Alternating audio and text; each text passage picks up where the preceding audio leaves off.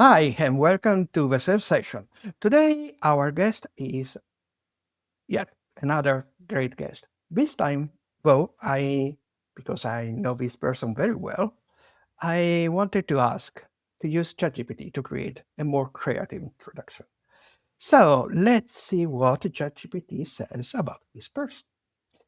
This guest happens is symbolize what happens when international SEO meets high energy espresso and bullet time precision. Born in Nicaragua, the guest brings Latin American world to the cold technical world of crawling, indexing, and rendering. Founder of a boutique consultancy, Oranti, creator of LearningSEO.io, curator of a must-read SEO FOMO newsletter, and host of a Crawling Mondays YouTube channel. The guest basically is the Neo of search, except that this person drinks more coffee and speaks more languages than Neo. While others are still debugging hreflang, she is out there forecasting how AI will change the SERP like it's the next Matrix sequel. She doesn't just follow the white rabbit, she teach the white rabbit technical SEO best practices. I think you already understood who is going to be our guest today. Hi, Aleyda. How are you doing? Hello, Gianluca. Thank you very much. You need to send me that prompt, the prompt that you use for that answer. So fun, so fun. Especially given that, yes, The Matrix is one of my favorite movies, indeed. So that's very cool. Very, very cool. Yeah, yeah. That's why I did it because I know your taste about sci-fi. It's evident from your Instagram profile that you drink a lot of coffee, and you have it there. So yeah. It was relatively easy. It's an easy prompt. I will send it to you. So let's Amazing. start with our conversation with a classic question that I doing to all my guests. How is SEO treating you in these last few months? I have to say that it's exciting. It's very, very, very exciting. I haven't felt this mix of excitement and uncertainty too. Of course, I cannot avoid to say that there's this layer and feeling of uncertainty, which is completely natural and normal when entering something new or when starting something new, which is, and this is what is going on right now with the shift that we're going through with AI search. We know that there's a big overlap in the principles that are used, but the way that they are used and the behavior of the user and the output because of the difference of the interface of LLMs is different, and hence it has different implications on the metrics, expectations, etc., etc. A new era of zero click pretty much behavior that we're going through and we'll need to navigate. But yes, it makes me remember pretty much of how I felt when I started to learn SEO back in 2006, 2007. And it was not only because a lot was unknown for me, but also because of the way you used to learn at that time. There was a lot of community feeling and interaction. I remember the SEO Moss blog comments. I remember Webmasterword. I remember that era of Twitter, which was pretty much of why I became very active in Twitter in order to follow up with the tests of other SEOs and how they did things and the things that they shared that inspired me to test as well and start doing my own, let's say, validations and to identify opportunities and to test further things. So I believe that we're in a moment like this because there's a lot of unknowns, unwritten aspects of the new AI search reality that we're entering to. And of course, unfortunately, we can see all of this buzz, hype, manipulation too of certain things.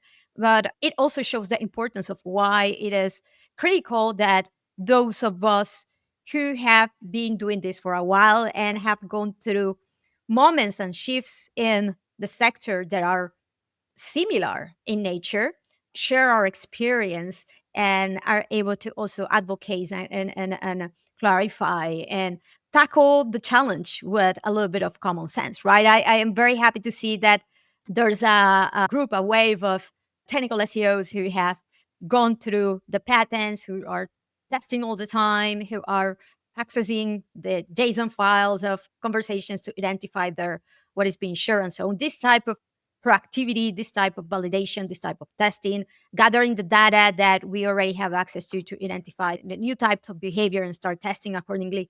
This is a type of, I believe, proactivity that is always needed in SEO. I believe that because in the last 10 years or so, we hadn't gone through major shift like this, and especially in the last 5 years or so, we had all of this wave of online courses, documentation, also more communication from Google as an official channel, an official documentation. There's likely a cohort of SEOs or newer SEOs who are very used to that and haven't gone through these previous times in which not everything was written. There was a lot of uncertainty. There were a lot of unknowns, and proactivity was needed that potentially feel a little bit of more insecure. It's okay. So my message is to this group of newer SEOs who hadn't gone through shifts as big as others who started earlier have gone through, and to say that it's okay, even if for some reason, for because of some circumstances, you don't necessarily want to move forward with that. There are many other ways to pivot, to evolve. I remember also I was talking about that regarding the Penguin update, especially. We saw how many of those who were link builders all of a sudden started to become or evolve to become content marketers too. So we have seen or digital PR later on. That was a little bit later, I believe. But yes, there are all these sort of ways to move forward, right? So I I am also happy that if there are any specialists in the industry or in digital marketing who are able to understand better what is going on and the principles and the concepts and so on, and to better apply that to clients and to businesses, is us too.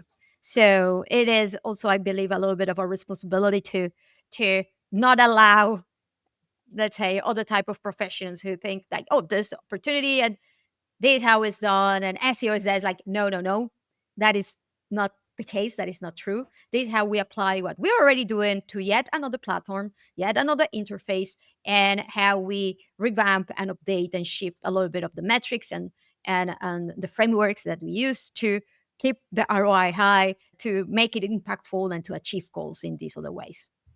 Yes, totally. Yeah, totally. I totally agree also in the comparison with our early days when we were substantially burning many websites because we needed to test everything. Mm. And we needed to be, even if we didn't really know what was meaning, doing black hat because, I mean, how can you understand to fine tune your knowledge, your strategy, your tactics, if not going to the edge of the possibility you have? And and I agree that maybe the younger generation are not used to this. Not always, not all of them, but yes, this is something that the new generation should be asked to do, to experiment, to create their own little, even super little website where they can experiment stuff. And but regarding the this state of uncertainty, and I thank you because you are one of the most vocal person in terms of educating people, not only SEO but also the business, let's say business owners, not people especially specialized in SEO, about all the changes, how to deal with that and how to do the things. But talking about the business side, how your clients, but also businesses that are approaching to you, are living this new age of uncertainty.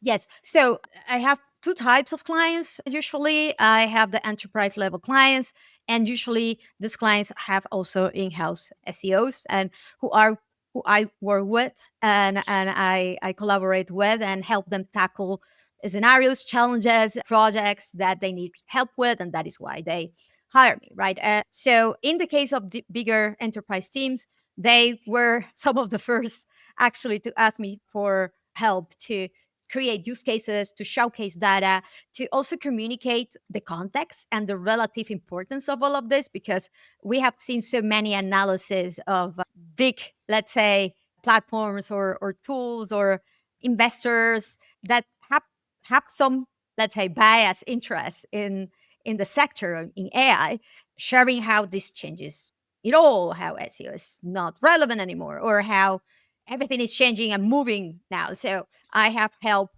these clients to this your share of actual current AI traffic at the moment, and this is your market share there, and this is how well that SEO is still bringing, and this is your trend in SEO in organic source traffic. I also have the, let's say, the fortune to work in sectors that haven't been that affected with AI overviews. So I work with a lot of e-commerce, with a lot of marketplaces, SaaS, so very transactionally driven businesses that don't rely necessarily that much by broader top of the funnel queries for actual meaningful conversions and revenue, but it's it's still important. So how do we tackle that shift?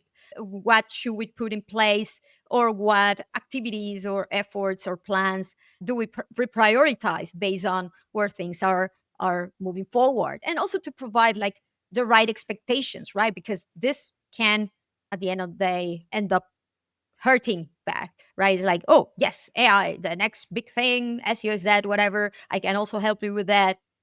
I need this and these resources. But what happens if in 6 months, of course, Google hasn't switched yet to AI mode first, because they need to validate well that their ad business still work well with this new interface, right? And they don't lose money, which is pretty much what I believe that they're testing at this point. Not necessarily that much of a UX type of test, although yes, potentially, but money at the end of the day is what leads the way, unfortunately, here, and the reality in the world in general. So if they are ready and they move on, great, we will be prepared, right? But that doesn't mean that, yeah, we might not necessarily be there yet, or the importance and the shift because of the nature of the business and the behavior of the user is not yet there. And this might be users that, for example, are in e-commerce, then because potentially Google will still be testing for a while the new AI mode for shopping that they announced that will start to be tested eventually later in the year. They don't move forward with it. So what happens if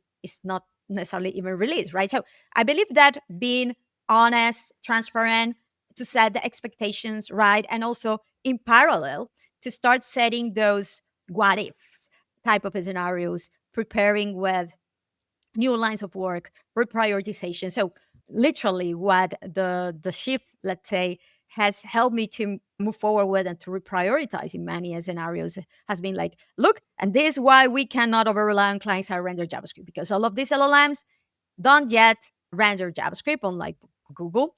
And this is why we need proper topical authority and to tackle all of these topics in different angles that actually help the customer to provide them the best user experience and to clarify doubts regarding the business or the products, right? And that this is why we need more resources in that regard, or this is why we are not, need to align our activity with community management and social media management and digital PR, because now citations play a bigger role, and so on and so on. So I believe that with common sense and with a good sense of context of this might happen, this might not, depending on how Google shifts further into this new UI or a new platform and way of search, we can start moving forward accordingly and providing data to give context of all of this. Then another matter is with my more startup type of clients, in which I speak directly many times, even with the one of the co-founders, right? It's like much more straightforward. It's me literally no need to big presentations or a lot of documentation, but me showcasing and showing the screen of the analytics, first party, third party data, and going like, this is a reality, and we have these resources, of course not necessarily as big as the bigger enterprises. So let's have like a minimum viable, let's say, setting to be prepared, but based on what we see, this is what we can realistically do or we should be doing if we expect much more straightforward ROI and benefits as smaller players tend to expect, because the reality and the resources that these type of players have is definitely different than the bigger ones, even if they are very well funded startups. Yeah, so this is more or less what I also do and recommend. Another thing that I usually recommend is, especially for those clients or that are more reluctant, especially in the B2B market, let's say, niche, more reluctant to reprioritize a few things in order to better target the incoming future while maintaining the focus, the principal focus on the present situation. So where the classic organic search is still the majority of source for traffic. Uh, I usually also suggest let's do an experiment and try to, let's say, this is the of the many services or of all the many product line you have, this is one of, let's say, less important for your business. So we can experiment with this and let's see, following improving topical authority for chunk optimization and answer optimization, something like this, and all the classic things that are now popping up as a way to better target the LLMs and AI overview and AI mode. Let's try and see what is the result so we can create our own case study and learn from it. And from there, we can start eventually implementing this strategy or refine strategy to all the other places. Yeah, that is a great approach indeed. And yes, but then there are also, if you are lucky somehow, not dealing with these kind of clients, the ones that really are affected by the impact of AI, especially AI overviews. And I'm sure you received a lot of help, emails, requests, in this also from this kind of businesses. What would you suggest to them, even if it's PR truth only? Yes. So this is the thing, right? Like we have a bigger shift, and there's a bigger, I believe, issue or challenge that goes beyond purely SEO. At the end of the day, what we do is to, and our work as SEO is to consult or advise and help in actionable ways businesses, online businesses, to connect with their audience when they search.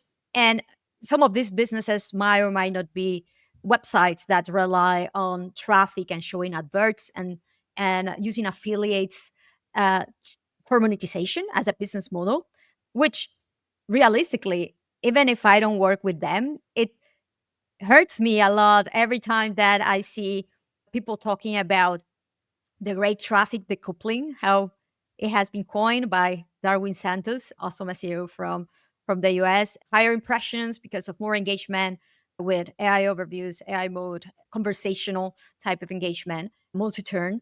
So higher impressions, fewer or less traffic, less clicks. And the many voices out there say, okay, what is important at the end of the day is the revenue, is the actual impact, not the traffic necessarily. And I would say yes, if your business model doesn't depend on that. Unfortunately, we have all of this share of businesses and an entire industry that relies on that. The bigger brands, we know that the bigger companies can and are already doing licensing deals with platforms in order to access to their information. However, smaller players, independent players, that is another, let's say, reality. They don't have, unfortunately, that much of a voice. Unfortunately, if all of the intent or all of the goal then on referring the actual users and for the balance to work is to have information that is transactionally driven, so it compensates to the user to go to the websites to get the final outcome that they want. But from an information standpoint, they don't need to leave that interface, so they don't need to go to your website.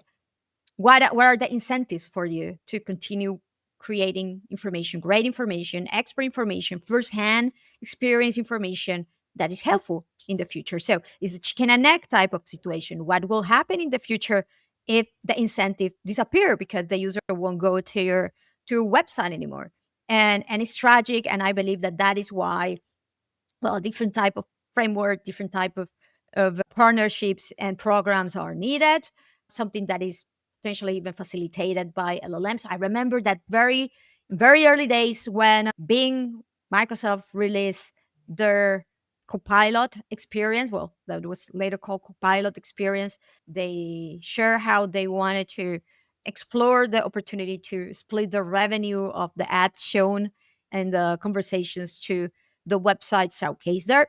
That could be a good alternative, for example. But yes, unfortunately, this is a bigger challenge, a bigger issue than just an issue for SEOs. This is about the survival of and the business model of an entire industry and more, right? And yes, we are a little bit in the middle, let's say, of all of it, but it has major implications, and it's important that platforms perform with, let's say, responsibility, and that provide the data in order to make decisions accordingly. One of the things that we see that unfortunately don't yet have is filtered, very well Mhm. segmented, clear, straightforward data, not only from Google, but also from all of the other LLMs, ChatGPT. Realistically, right now, if we see the traffic that is brought from AI, like the first purely LLM player is ChatGPT, and they haven't moved a finger in order to give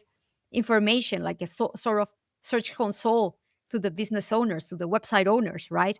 And they are using their content to provide answers. Thank you very much, right? So, yeah, there's that, and I expect that these platforms in general, Google too, but all of the platforms also step up accordingly, because otherwise maybe in a few years there won't be content, actual original human generated content for them to learn from, or because the incentives for humans won't be there anymore, and it's tragic. Yes, totally the other end. It can be also dangerous, like, the mad cow disease. AI ingesting AI content to give us AI synthetic answer and going on until everything is substantially returning to the matrix and matrix in internet. So not real content anymore. But talking about AI, but now in how you use it for work. You recently shared, for instance, a very nice, a very good and well done GPT for assessing content if it's correctly optimized, let's call it so, between brackets for LLM. So the chunks, the sentiment, blah, blah, blah. I imagine that you create this kind of tools when eventually you also push for the public, also for yourself. How do you use AI in your daily work from tools and from your own prompts, let's say?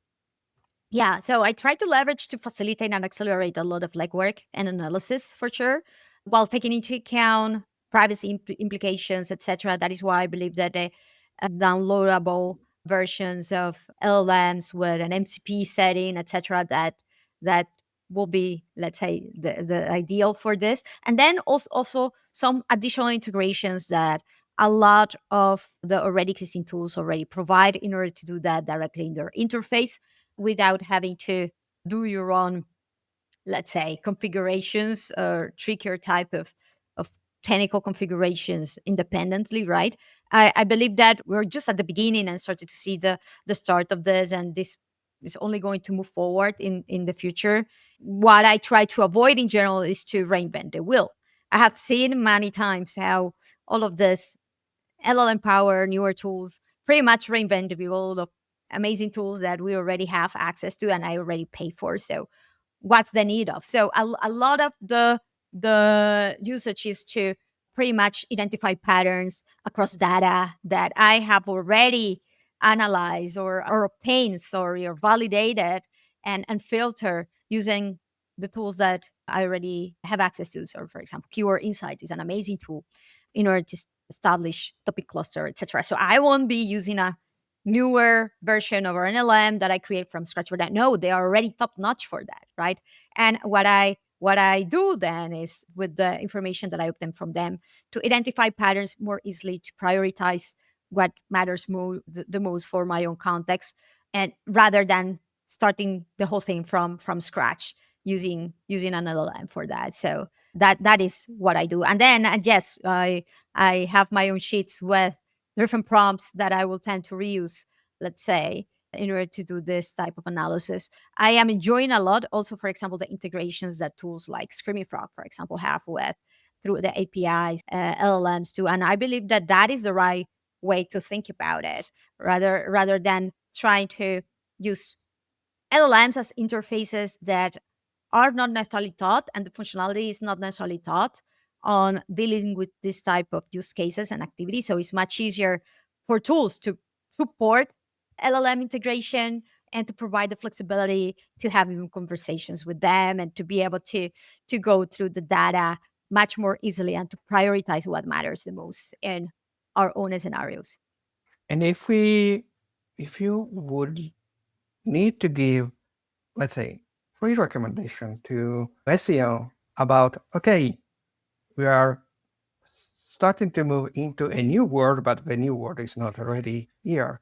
And as you said, it's not AIO, it's not a GEO, it's SEO in a new surface. As we have SEO for local search, SEO for news, SEO for marketplaces, and so on. We also are going to add, we are starting to add SEO for AI search. And being SEO, there are still many, many things of classic SEO that are really important also for AI search. If you would have to recommend a few of these foundational SEO best practices that people should not forget. You already told before in one of your answers, for instance, in JS, the use of JavaScript and Mhm. be pay attention to the use of JavaScript. But what other things you believe still being maintained as there in our post-it in front of us when we are working? Yeah. So to highlight the importance of creating content with actual thinking on the semantic relevance of the content towards the targeted topics that we want to run for. I know, and it bothered me a lot to see all of these comparisons that some did at the beginning or a while ago, hopefully, or thankfully, I believe that not so much anymore of, oh, like this is how it shifts from SEO to GEO or AI search optimization, like optimizing for based on keyword density versus actual relevant semantic optimization. I was like, really?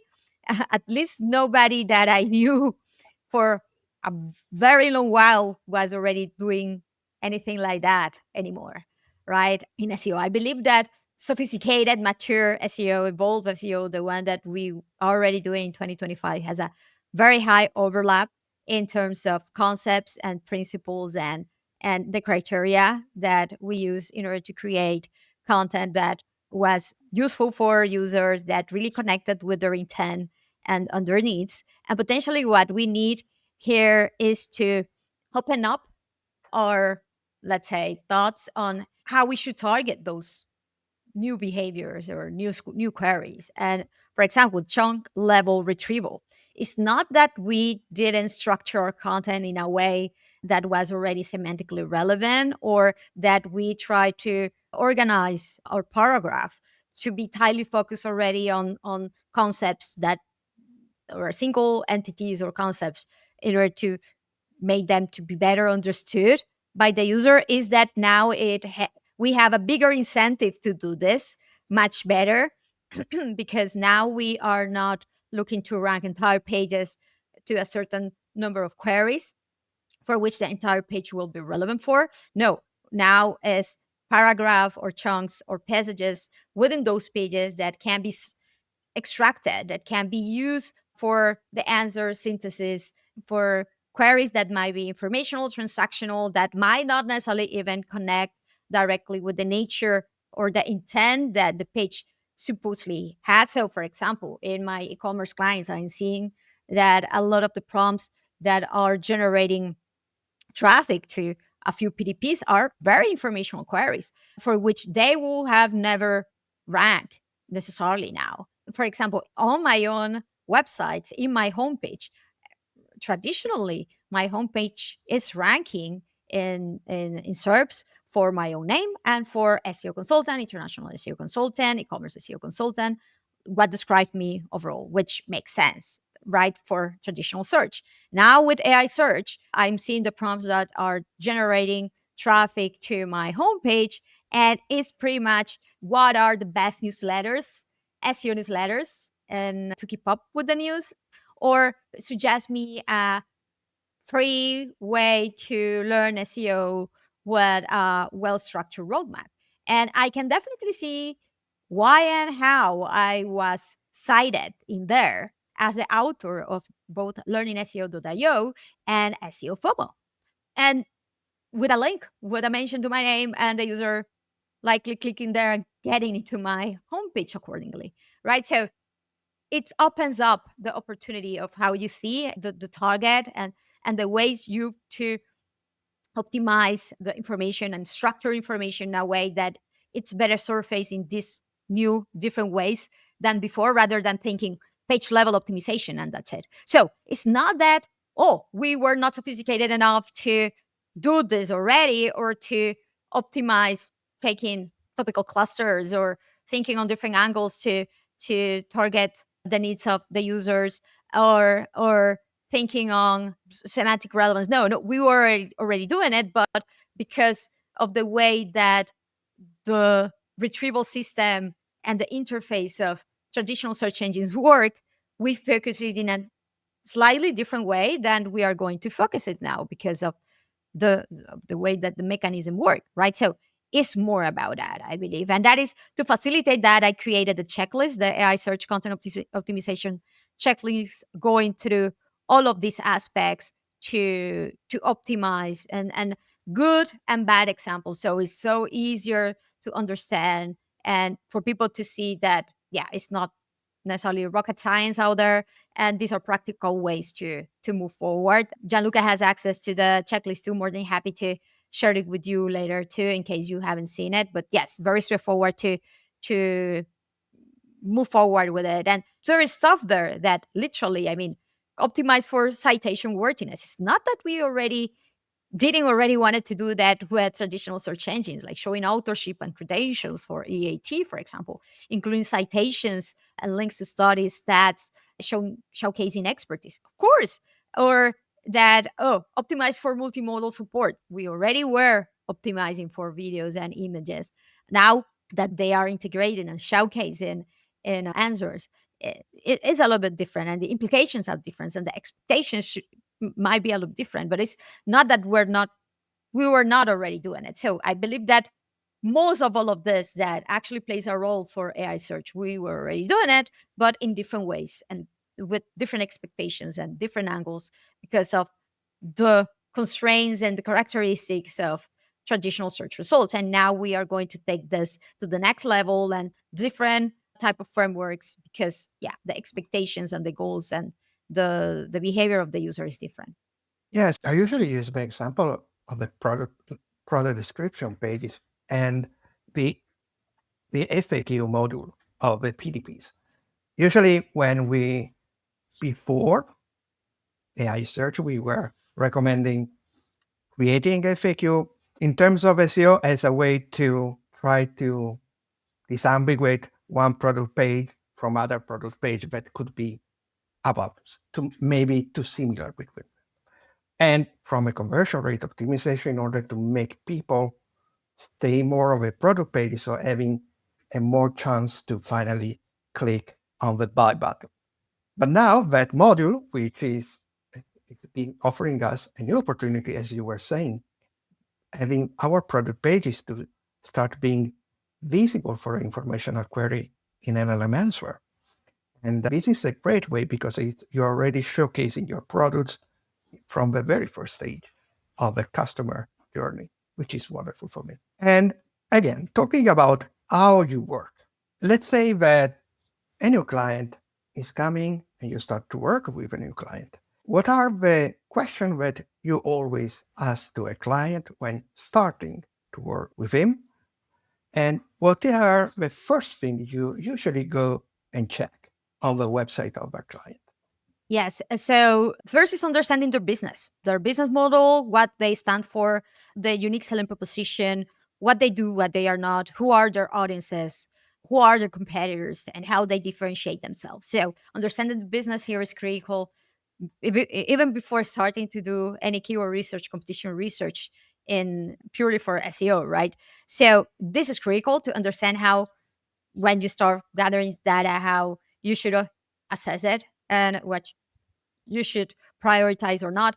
Understanding also the current constraints, technical content, resources limitations, or current priorities, current campaigns, anything that can impact what you're already doing, what they know that they cannot change because of reasons, constraints, etc. So you don't come up with something that won't be meaningful, won't be doable anyway. And to understand what success means for decision makers, for those who ultimately will be evaluating your work, the level of technicalities to speak to them in the same language. What are the data sources that they see? What information do they need to keep up with the project? And so they see what you see. Unfortunately, many times you see that the project is a success and decision makers think differently just because of the access to information that they do have. And even if you communicate yours, they don't understand it, right? They are not, you are not on the same page. So making sure that you will communicate in a way that you are on the same page with them and will be understood, that is critical too. And then of course understanding all of the different areas and people who are going to be involved, the stakeholders, in order to, well, also identify how much they know about SEO, what is the perception of SEO. If you need to do a little bit of evangelization out there in order to change that perception, a little bit of training also, if this is the first project, and based on that also communicate and over communicate many times if needed. The best also platforms to communicate in my case, I always prefer to use the platforms that they are already using to minimize any sort of additional friction and burden for them to work with you. I want to eliminate it, want to take it out of the equation. So I will be there with them working wherever they are. So there's that. And then when going through the first analysis, depending on the type of project, the goal, the outcome, the constraints, everything, is to start working on the project, collecting data, analyzing data. I have a couple of people helping me with that to advance faster with the legwork and analyze the data much faster. Then when delivering the action plan, the recommendations, everything should be backed by data, but the way that this is explained shouldn't necessarily be focused on the identify issues, but more than what solving these issues will achieve, the goal that will be achieved, on the issues that will be tackled, the solutions that will be found to some pains that they have based on what has been identified. So that I always talk with the people who collaborate with me, finding data and collecting data and recommending, is that it is as important what how we communicate as important as what we communicate, because it impacts completely on the perception of the outcomes, of the importance of things. An example here. The other day, we were defining some rules on this category system, new sections, new areas that will are going to be surfaced or going to get indexed because of identify opportunities in search behavior that they were not tackling. So these were, let's say, a specific facet that were not indexed on the side. And I remember talking with someone who collaborates with me, and the person was like, "Oh, there is this scenario of issues like in the navigation that is going to be implemented to facilitate crawlability to these pages. It is linking to quite a few no index pages." I was like, and I went and took a look, and yes, there were quite a few no index pages being linked, not because these were canonicalized to the parent categories, but because they there were no index because there were not specific product showcase for that particular facets at that time. And there were rules that were being applied. So if there are no products to showcase, is no index temporarily, right? It's a temporary behavior.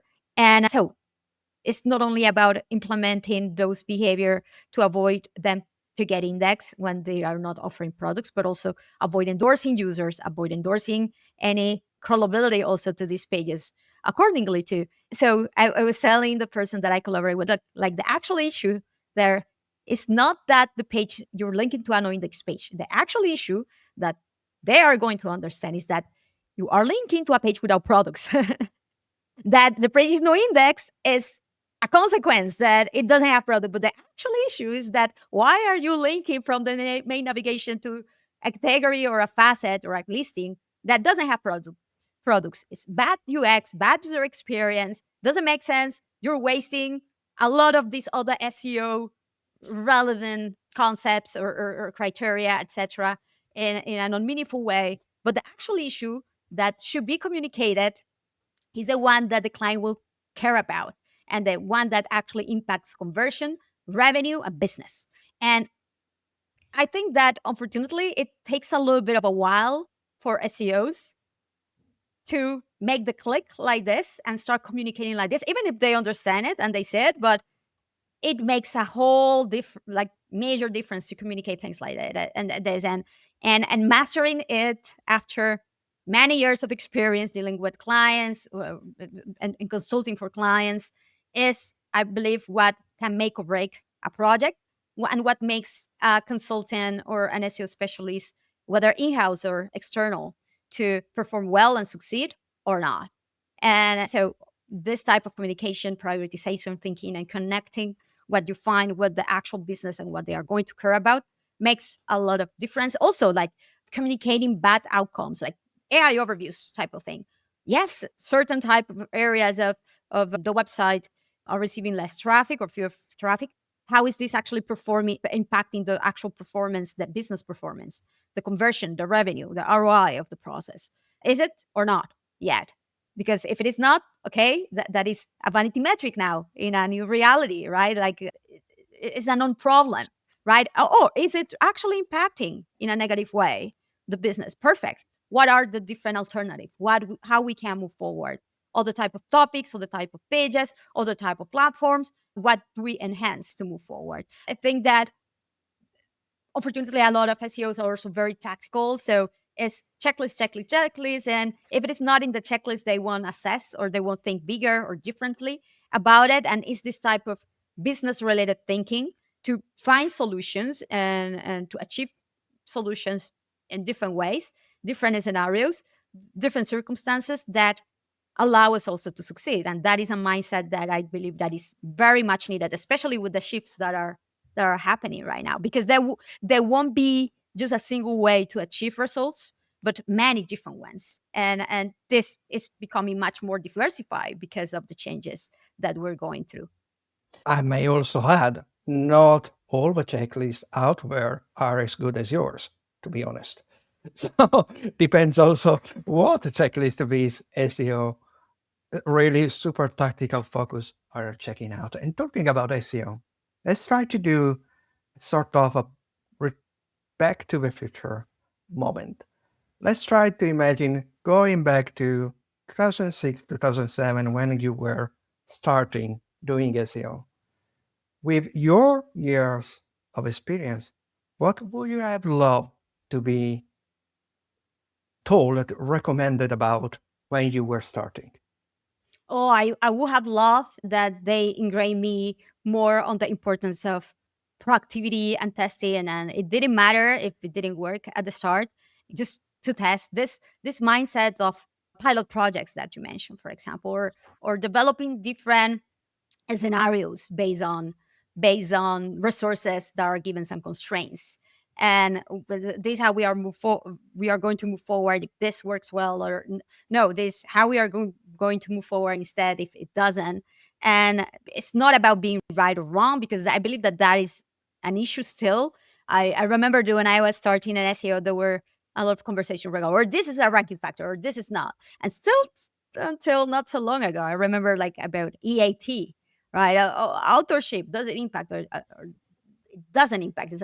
And I was like, I don't care actually if it is a specific ranking signal within the Google algorithm or not. I know very well that is going to help to clarify users' concerns regarding the authority of the content. I know that it's very straightforward for me to do it because I thankfully work with a real business that has actual experts in writing the content. So it's so very low hanging fruit and straightforward for me to do it that I will. And I believe that because it's so straightforward to identify this scale, and the users to evidently taking this, and I will take this as a user into account when believing or not, or engaging or not with the information, that also it's very likely that maybe not as a direct ranking signals in one way, or but in a way or another it plays a role, right?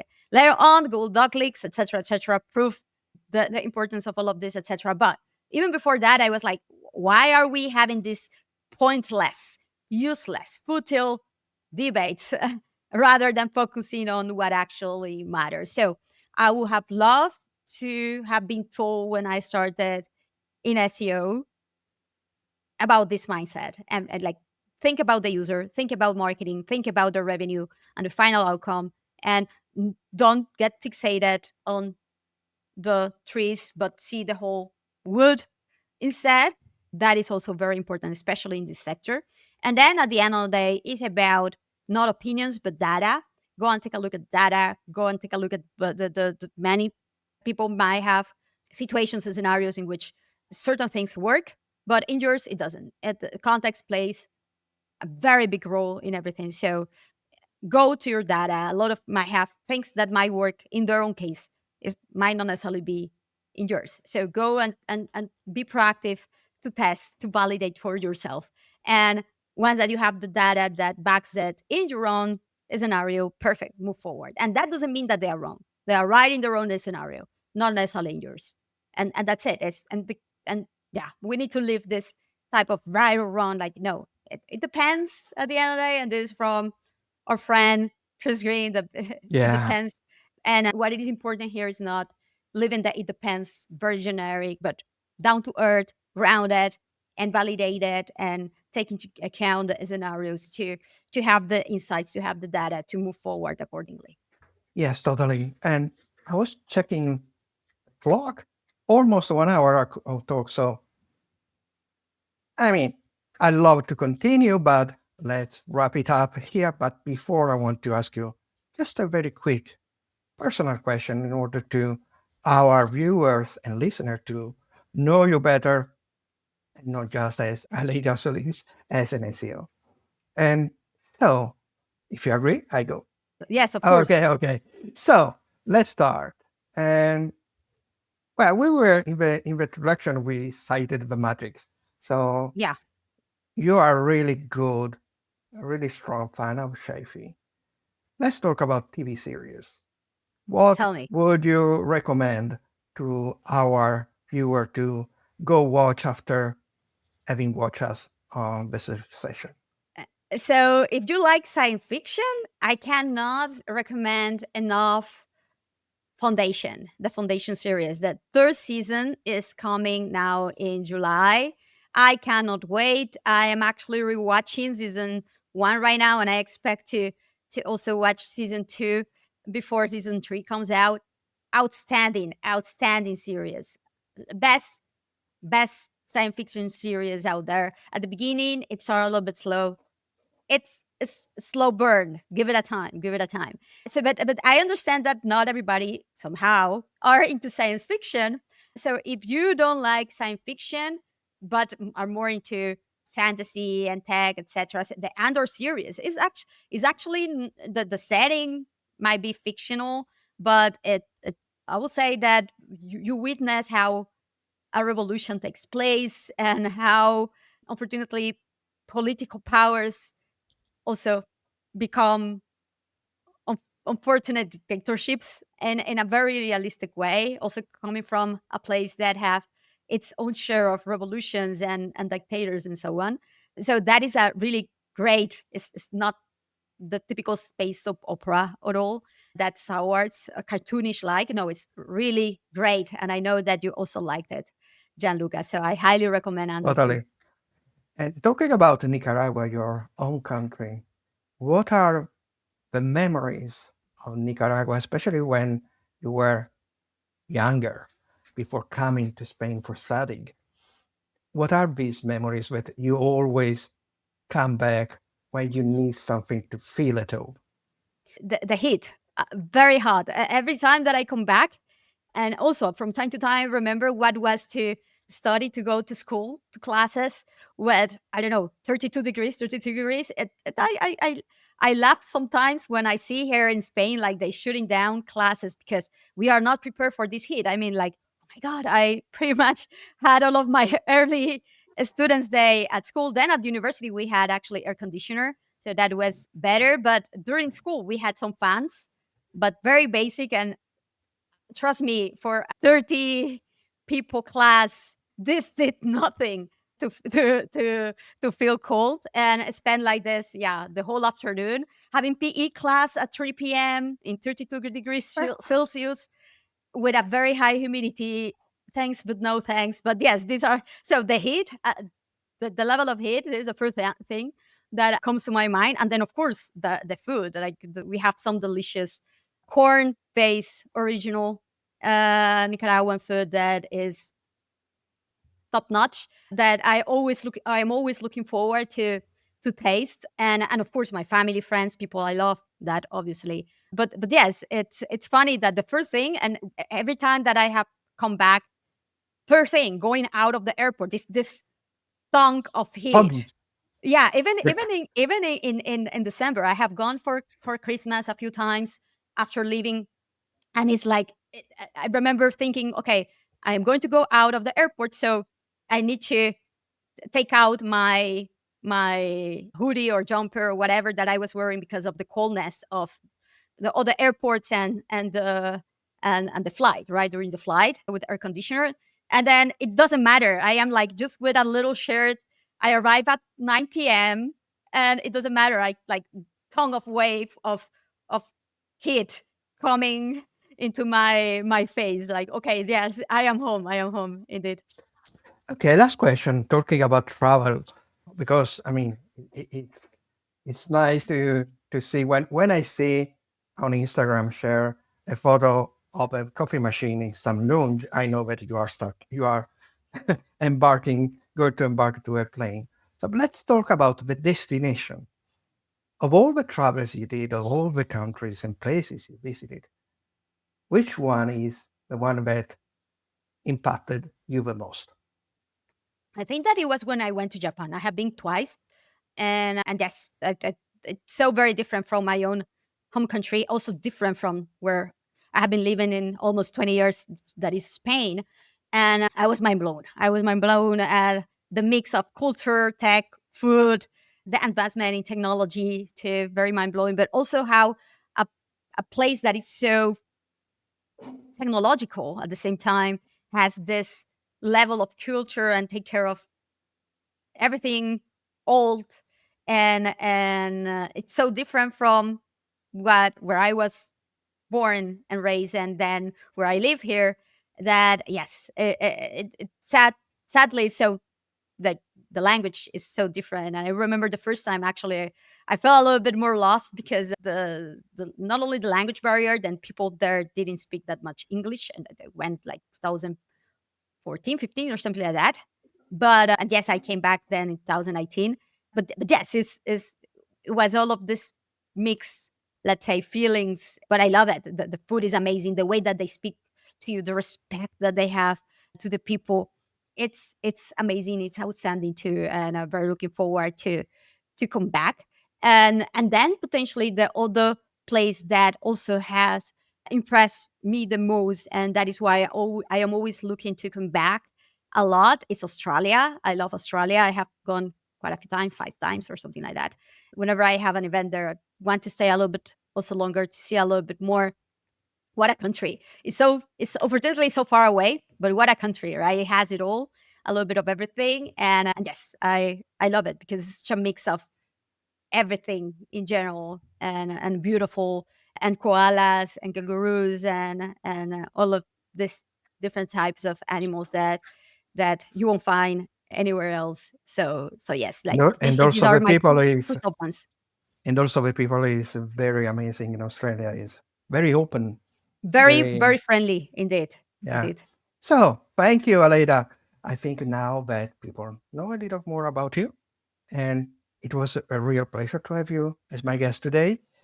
And I hope to repeat in a future occasion. Thank And you very much. I really appreciate it and enjoy our conversation. thank you, Aleyda. And for you, before closing, remember to ring our bell, subscribe to the channel, and okay, so you are going and give it a like to this wonderful conversation with Aleyda. So you are going to be notified when new guests are going to pop up at the search session. Bye bye.